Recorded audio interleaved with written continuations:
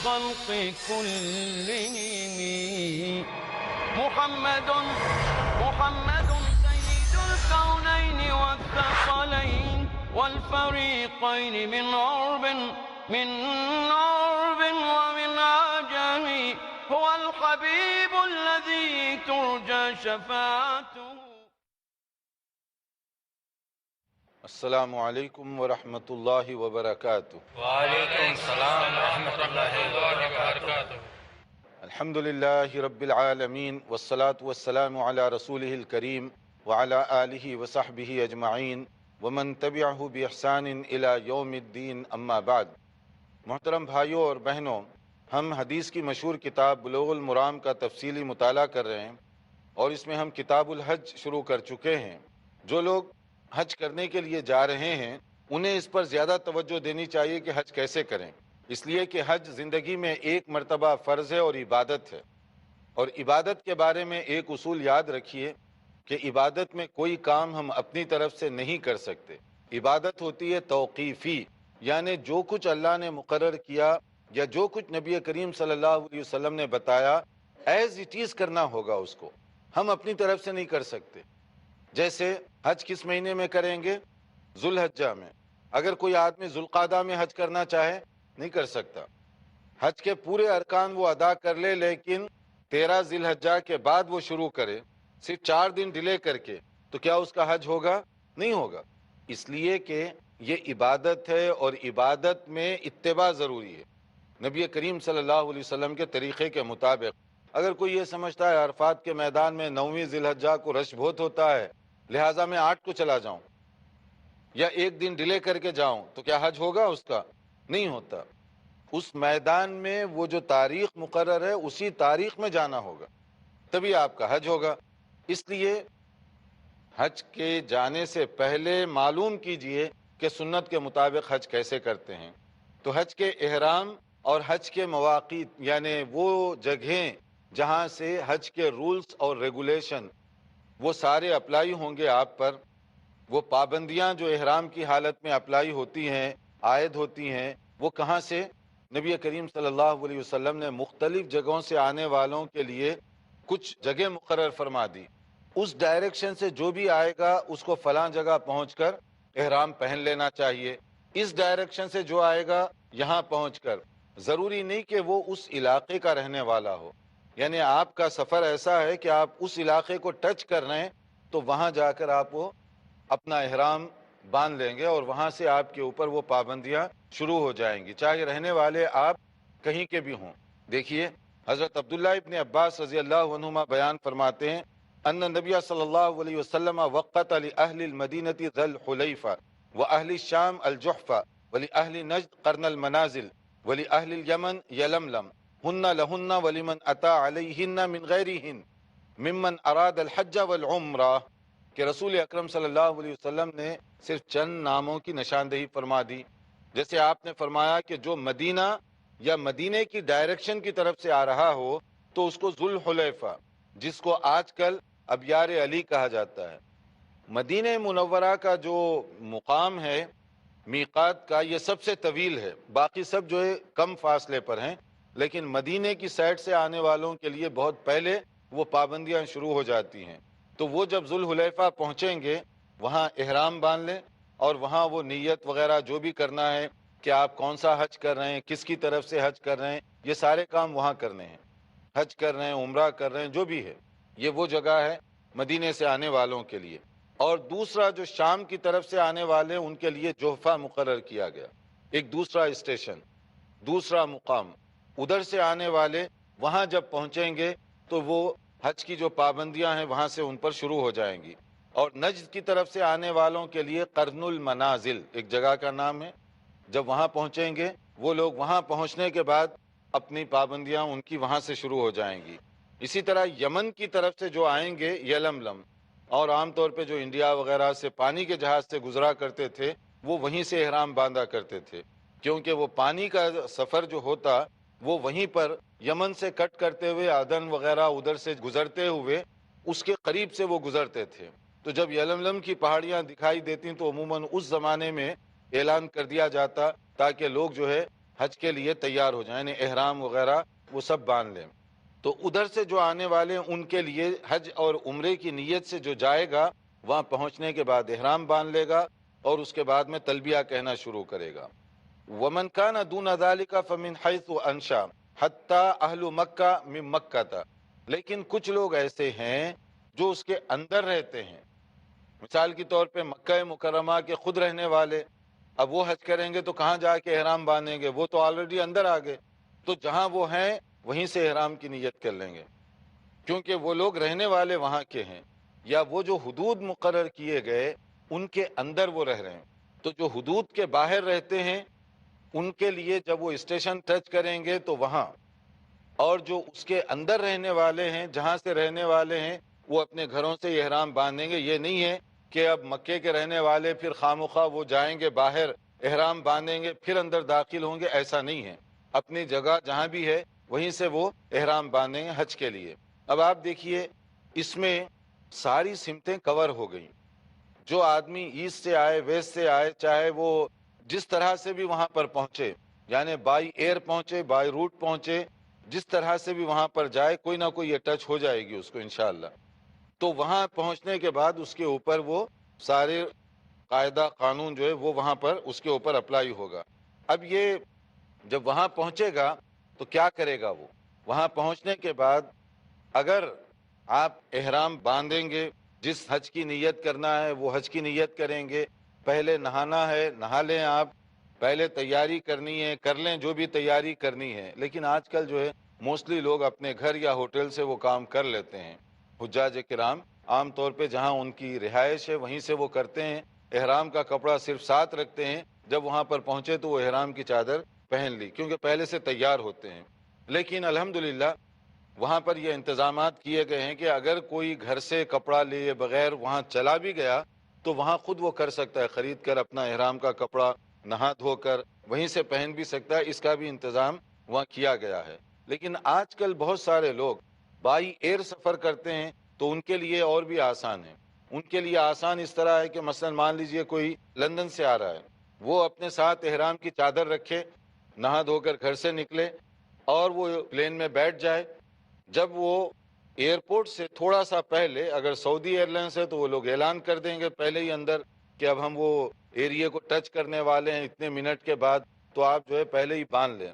اور بعض دوسری ایئر لائنس وہ اعلان نہیں کرتی، مگر ہمیں اندازہ ہونا چاہیے کہ احتیاطی چیز یہ ہے کہ جدہ ایئرپورٹ پر جہاز لینڈ کرنے سے آدھا گھنٹہ پہلے آپ کر لیں، وہ تو آپ ٹھیک ہوں گے۔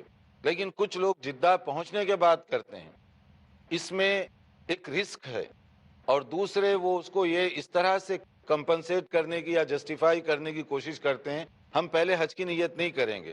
اب وہ کہتے ہیں کہ جب جدہ ایئرپورٹ پر اتریں گے، جب اپنا کام کاج سے فارغ ہوں گے اس کے بعد حج کی نیت کریں گے۔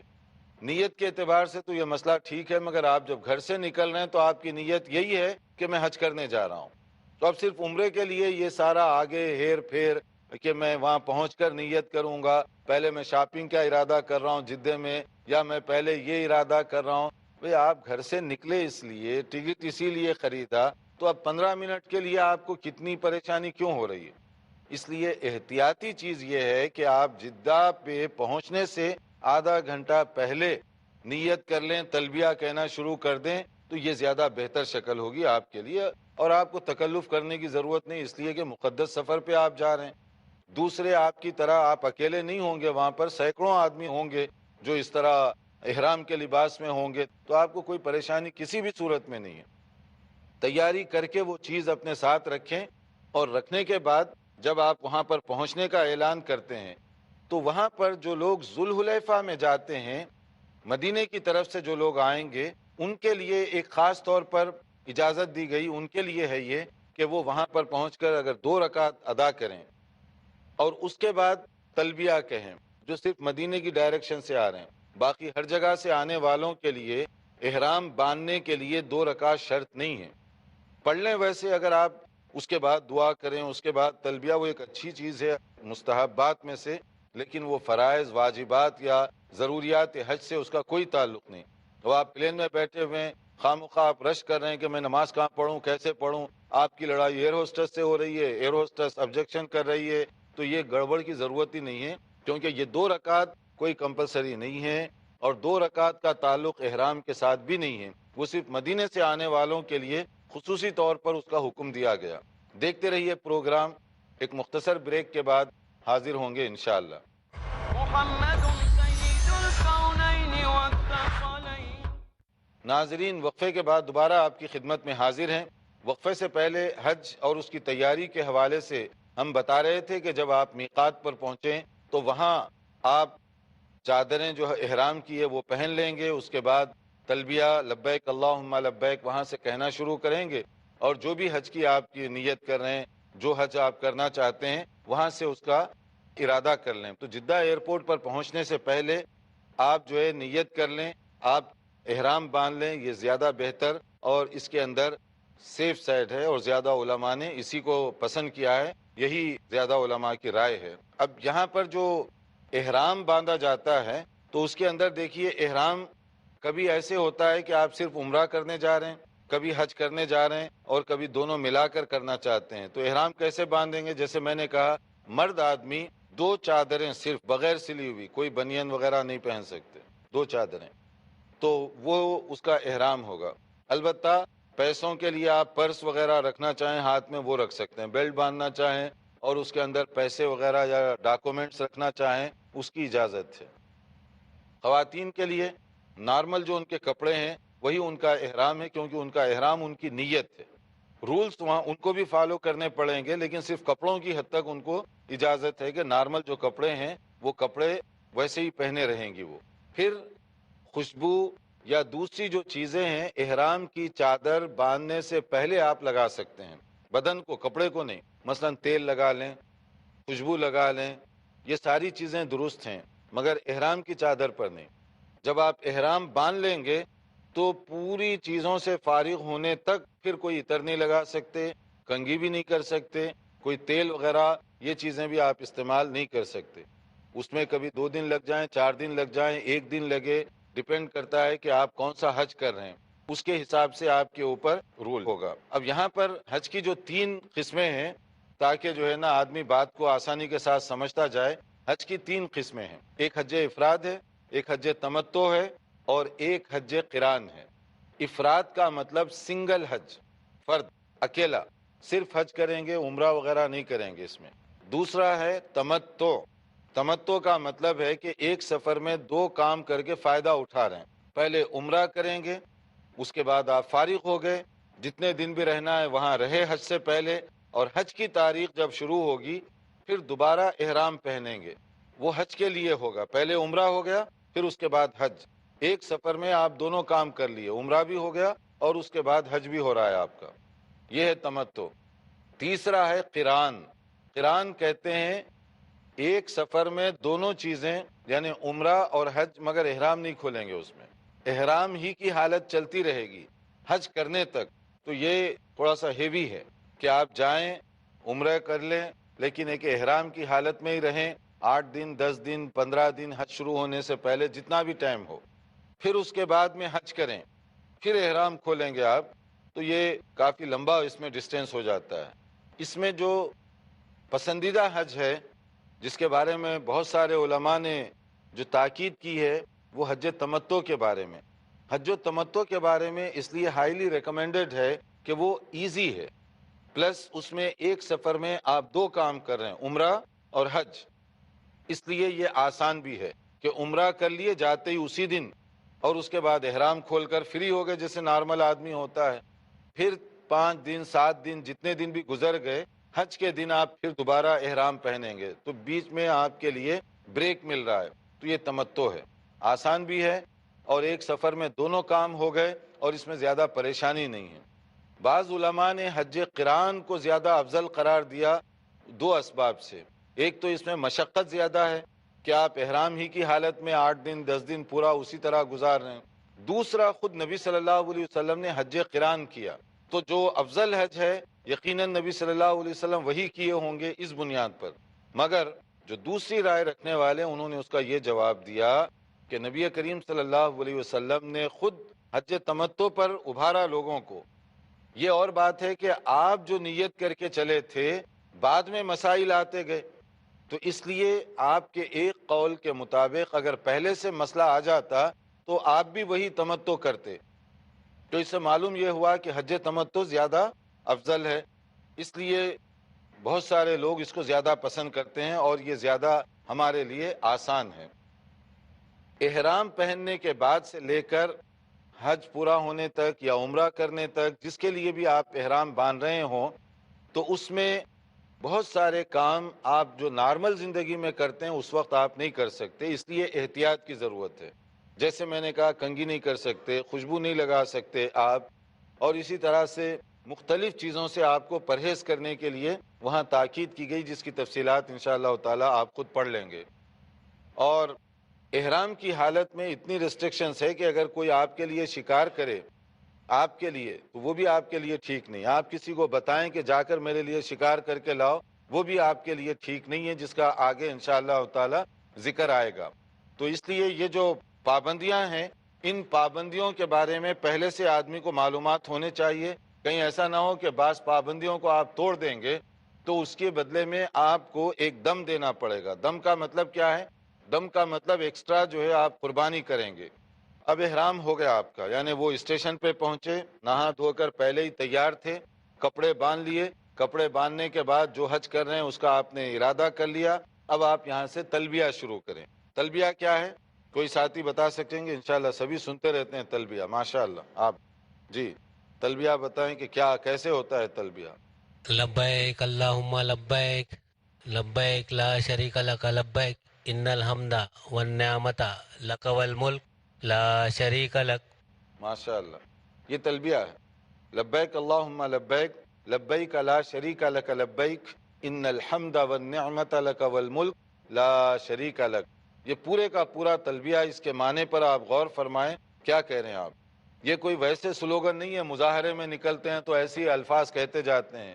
یہ توحید کا اعلان ہے، یہ ڈکلیریشن ہے. لبیک اللہم لبیک، یا اللہ میں حاضر ہو چکا ہوں، یا اللہ میں پہنچ چکا ہوں. لبیک اللہم لبیک ان الحمد، یقیناً تعریف ساری کی ساری، والنعمت، اور جو کچھ کے نعمتیں تو نے دی ہیں، لکا، یہ تیری دی ہوئی ہیں، تیری طرف سے مجھے ملتی ہیں. تعریف بھی میں تیری کروں گا، نعمتیں بھی دینے والا کون ہے؟ اور ملک، حکومت، کنٹرولر کون ہے؟ تو ہی ہے. اب وہاں پر اعتراف کر رہے ہیں کہ ساری دنیا کی بادشاہی کس کی ہے؟ اللہ تعالیٰ کی. وہ رب ہے ساری دنیا کا، ہر چیز اس کے کنٹرول میں ہے، وہ سب سے زیادہ اتھارٹی والا ہے. یہ اعتراف کیا جا رہا ہے. اور یہ ساری چیزیں چلانے میں لا شریک لک، کہیں بھی کسی معنی میں کوئی شریک نہیں ہے. اگر اس توحید والے عقیدے میں کہیں بھی گڑبڑ ہو گئی تو آپ کا تلبیہ بیکار ہو جائے گا. اس لیے حاجی کے لیے ہے کہ بار بار تلبیہ کہتا رہے. ایمان کی تجدید، توحید کا اعلان، اللہ تعالیٰ پر ایمان کی مضبوطی. وہ جیسے نبی صلی اللہ علیہ وسلم نے فرمایا، اتانی جبریل فامرنی آمر اصحابی، جبرائیل علیہ السلام تشریف لائے اور مجھے حکم دیا کہ میں اپنے صحابہ کو حکم دوں. کس بات کا؟ ان یرفعوا اصواتهم بالاحلال، کہ وہ تلبیہ کہتے ہوئے اپنی آواز کو بلند کریں، آہستہ سے نہیں. لبیک اللہم لبیک بلند آواز سے تلبیہ کہا جائے گا. اللہ کی حمد، اللہ کی توحید کا اعلان بآواز بلند ہوگا. تو یہ ہے تلبیہ کہنے کا انداز. خواتین بھی تلبیہ کہیں گی، مرد بھی، دونوں ایک ہی تلبیہ، لبیک اللہم لبیک. صرف یہ ہے کہ خواتین تھوڑی سی کم آواز میں اور مرد حضرات زیادہ آواز میں. تو یعنی بالکل پوری توجہ آپ دیکھ رہے ہیں حج کے موقع پر اللہ کی طرف اٹھ رہی ہے. پورا کا پورا فوکس اللہ تعالیٰ کی طرف کر رہے ہیں کہ قدم قدم پر یہی آپ کہتے جا رہے ہیں. اس کے علاوہ بھی آپ دوران سفر ذکر و اذکار، تلاوت قرآن، یہ سب کر سکتے ہیں، لیکن تلبیہ اس کی زیادہ اہمیت ہے. وقتاً فوقتاً آپ تلبیہ کہتے رہیں. تلبیہ کہنے کے بعد مثلا کوئی اگر ذکر کر رہا ہے، کوئی دعا کر رہا ہے، یہ سب چیزیں وہاں پر کی جا سکتی ہیں. تو اگر کوئی آپ میں سے یہاں پر کوئی سوال کرنا چاہے، کیونکہ ہم آگے بڑھنے سے پہلے وقت ہو رہا ہے، تو آپ اگر سوال ہو تو پہلے ہم لے لیں اس کو. جی السلام علیکم. وعلیکم السلام. شیخ، میں اکثر حجیوں کو دیکھا ہوں کہ وہ احرام اپنے یہیں سے یا گھر سے یا ایئرپورٹ سے ہی باندھ کے نکلتے ہیں، یہ کیا درست ہے؟ دیکھیے، کہیں سے بھی احرام کی چادر پہن لیں، اصل میں رول اپلائی ہوگا جب میقات پر آپ پہنچیں گے. جیسے اگر آپ ممبئی میں اپنے گھر پہ رہتے ہیں، وہاں سے آپ ایئرپورٹ جانے سے پہلے نہا دھو کر وہ کپڑے پہن لیں آپ، مگر ممبئی میقات نہیں ہے. جب آپ جہاز میں بیٹھیں گے تو نیت اور تلبیہ کہاں سے کہیں گے؟ وہ جگہ جانے کے بعد وہاں سے وہ رول اپلائی ہوں گے. پہننے کی حد تک جہاں سے چاہے پہن لیں، کوئی حرج نہیں ہے. جی. تو اس میں آپ دیکھ رہے ہیں کہ تلبیہ جو ہے توحید کا اعلان ہے، ایمان باللہ اور اللہ تعالیٰ سے محبت کا ایک تعلق ہے. احرام جو باندھا جاتا ہے ہونا تو اس میں سفید چادر چاہیے، لیکن رنگ کی پابندی نہیں ہے، یہ پسندیدہ رنگ ہے. نبی کریم صلی اللہ علیہ وسلم اس کو زیادہ پسند فرماتے تھے اسی لیے. ورنہ اگر ایسے کپڑوں کے بارے میں جیسے نارملی ہم پہنتے ہیں منع کیا گیا، جیسے سئل رسول اللہ صلی اللہ علیہ وسلم ما یلبس المحرم، کیا وہ پہنے گا محرم جو ہے کیا پہنے گا من الثیاب، کپڑوں میں سے. تو نبی صلی اللہ علیہ وسلم نے اس کی وضاحت فرمائی اور آپ نے کہا قال لا یلبس القمیص، یہ جو شرٹ ہے چاہے وہ ٹی شرٹ ہو، بشرٹ ہو، کرتا ہو، کوئی بھی چیز جو اوپر پہننے جانے والی ہے وہ نہیں پہنے گا. ولا العمائم، پگڑی بھی نہیں باندھ سکتا ننگے سر. ولا السراویلات، کوئی ازار ٹراؤزر وغیرہ کوئی اس طرح کا نہیں. ولا البرانس، اور نہ ہی کوئی ایسے جیسے ٹوپی وغیرہ یا کانٹوپ یا اس طرح کی چیزیں بھی نہیں پہنے گا. ولا الخفاف، اور نہ بوٹ یا اس کے اندر جو موزے پہنے جاتے ہیں لمبے وہ بھی نہیں پہنیں گے آپ احرام کی صورت میں.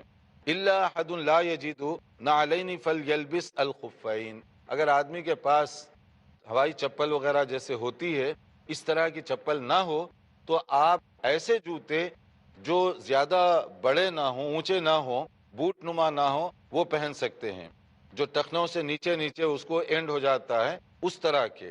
اور اسی طرح سے بتایا گیا کہ وَلْيَقْطَعْهُمَا أَسْفَلَ مِنَ الْكَعْبَيْنِ، یعنی اگر ٹخنوں سے اوپر ہو رہے ہیں تو اتنا حصہ آپ کاٹ دیجئے تاکہ وہ جو ہے اس کا حصہ ٹخنوں سے نیچے نیچے رہے.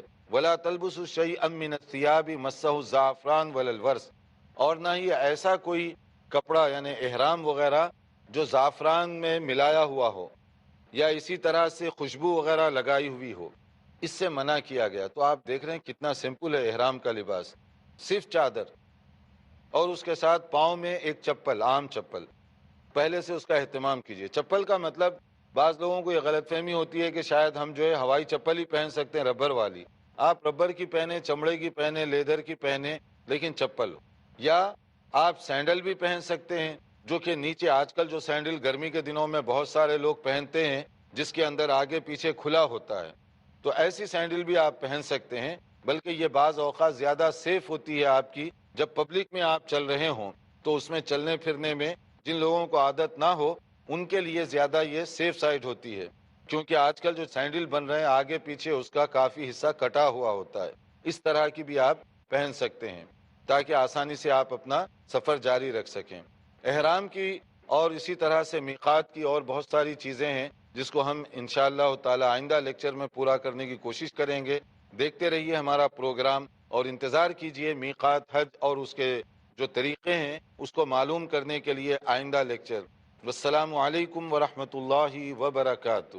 مولاي صل وسلم دائما أبدا على حبيبك خير الخلق كلهم محمد سيد الكونين والثقلين والفريقين من عرب ومن عجم. هو الحبيب الذي ترجى شفاعته، هو الحبيب الذي ترجى شفاعته لكل هول من الأهوال مقتحم. مولاي صل وسلم